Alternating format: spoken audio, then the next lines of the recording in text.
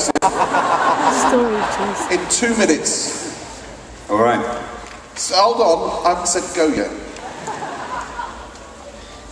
Starting now.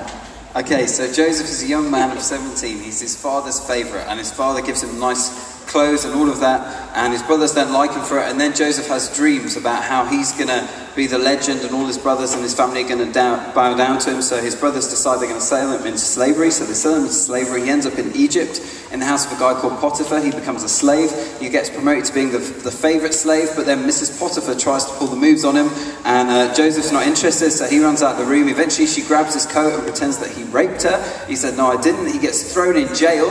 He's in jail for years. While he's in jail, 2 of Pharaoh's officials come and join him. One is a baker and the other is a waiter.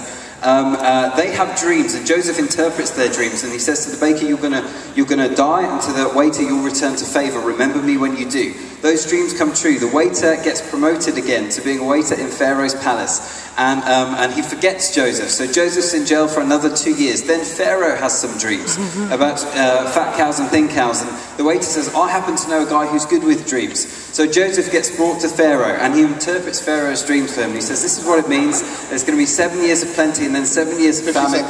And then he makes him prime minister of Egypt. Joseph becomes prime minister.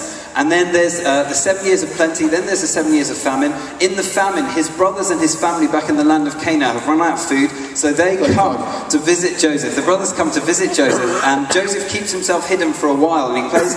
Eventually, though, he reveals himself to his brothers and says, I'm the guy you sold into slavery. Don't worry, I'm not going to hurt you, because this is all God. God meant this for harm, but you meant it for good. Then the whole family move, and they live in Egypt. And Joseph says, God has made me free from the land of my suffering, and the lesson is, God's in charge.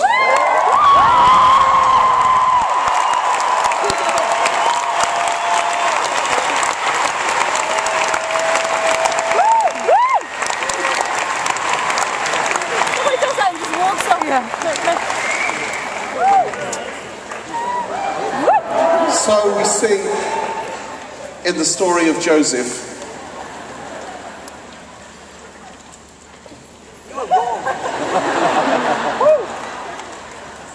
I didn't understand a word of that.